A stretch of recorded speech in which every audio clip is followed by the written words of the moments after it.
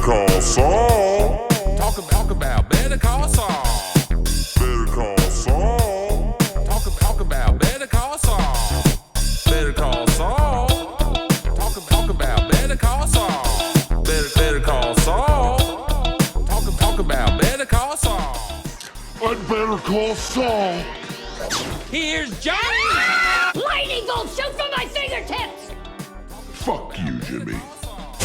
For 5 stellar seasons, viewers have delighted in a trip down the Breaking Bad memory lane, indulging in the trials, tribulations, and ultimately the transformation of Jimmy McGill, a natural-born con artist initially attempting to break good into the shady strip mall shyster of a lawyer, Saul Goodman, that we know so well from the parent AMC series. This is gonna be a long one. Better Call Saul also details the backstories on many other Breaking Bad characters, most notably Vince Gilligan's version of the Wolf from Pulp Fiction's Mike Ehrmantraut. Saul Goodman sent me. Throughout these 5 seasons, Mike and Jimmy slowly get more and more entrenched in the Albuquerque criminal underworld, their parallel storylines rarely crossing paths, that is, until the 5th season when their worlds collide. This is just unprofessional and rude. If you're watching this video, I'm assuming you've been keeping up with the show. I mean, it's called the final season predictions. Of course there's gonna be spoilers. If you're watching this and you're not caught up, then you're a Stupid fucking idiot. It's been a long wait for season 6. Filming was originally intended to start in 2020, but was pushed back for obvious reasons.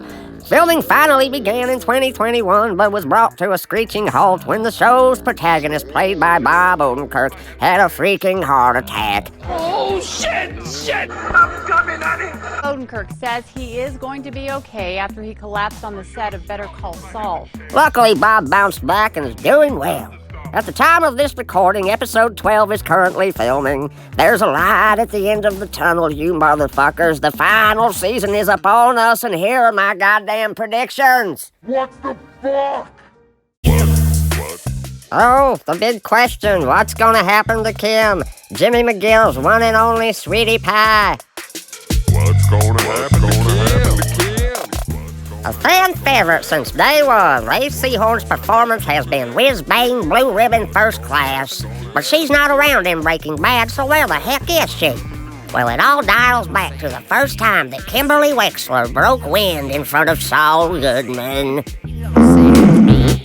Now, we can't exactly explore Kim's fate without first dealing with the exit of Howard Hamlin. What can I do to make it better? Jesus, I'll explain. In the season 5 finale, Something Unforgivable, Kim toys with the idea of ruining Howard Hamlin's professional credibility and reputation in an attempt to speed up the settlement proceedings with the Sandpiper case. Now, remember back in season 2 when Jimmy basically impersonated Howard and HHM while promoting his solo practice? Well, it looks like that shtick of his is making a return in season 6. Based off of this now viral passerby video, it appears Saul is dressed in his full Ham-Lindigo blue outfit. He's also driving a similar Jaguar. This is a part of the plan to ruin Howard's rep. This part involves filthy Albuquerque hookers at the Crystal Palace. That's a place we haven't seen since the other show. Don't forget that Saul used local women of the night in a vicious prank on Howard just last season.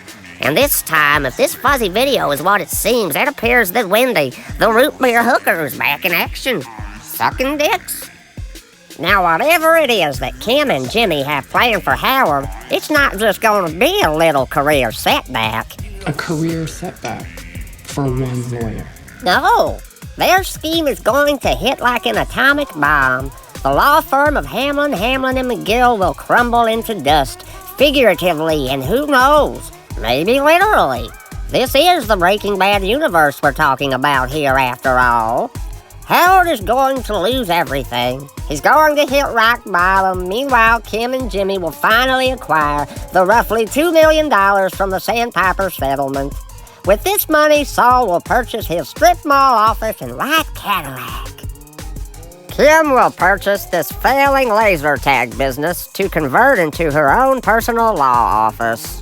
Then, in a similar fashion to how Walter White was careless with his copy of Leaves of Grass, leading to Hanky discovering his true identity, Howard Hamlin will discover breadcrumbs left behind by Kim, leading to the truth of their terrible scheme.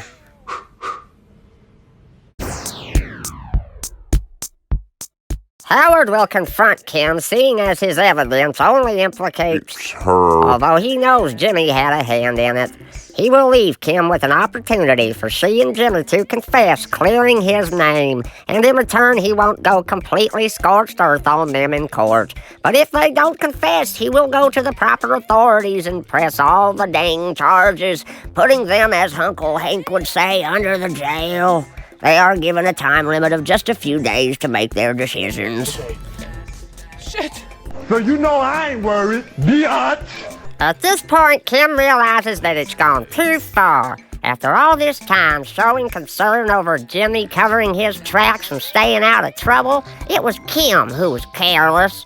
She decides to take full responsibility. She videotapes a solo confession completely exonerating Saul Goodman. Jimmy frantically races to the veterinarian in search of someone who can make people disappear. The vet refers him to Ed, the human vacuum cleaner. He hands Jimmy a card with the phone number and lays out the instructions for scheduling a pickup.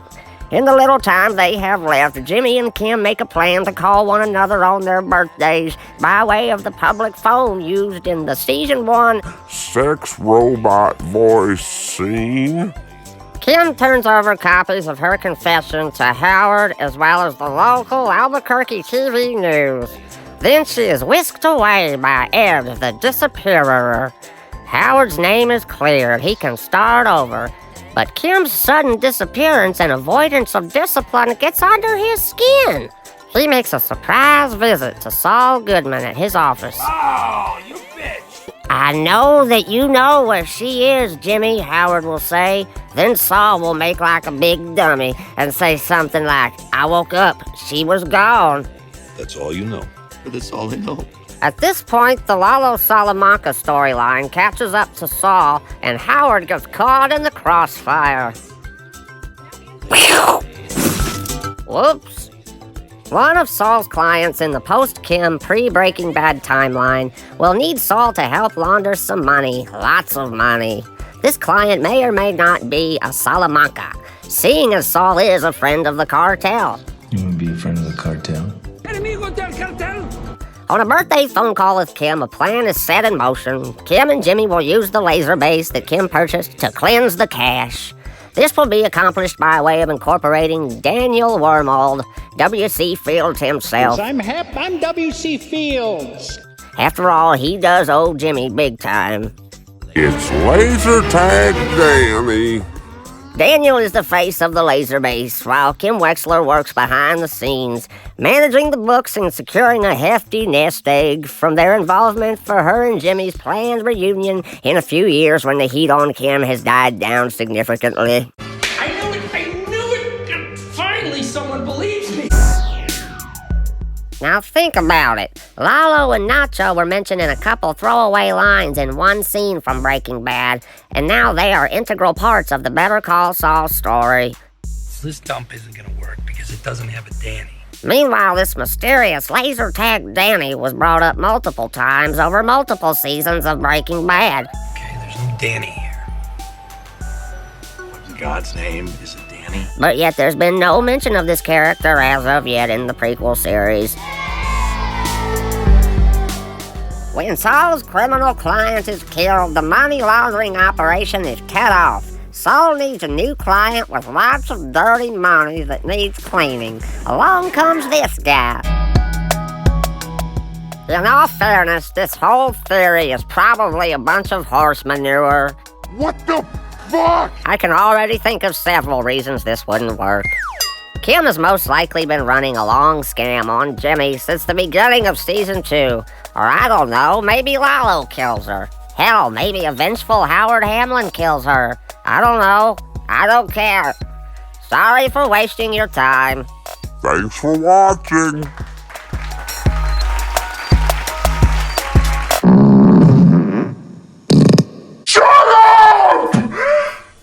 Call Saul.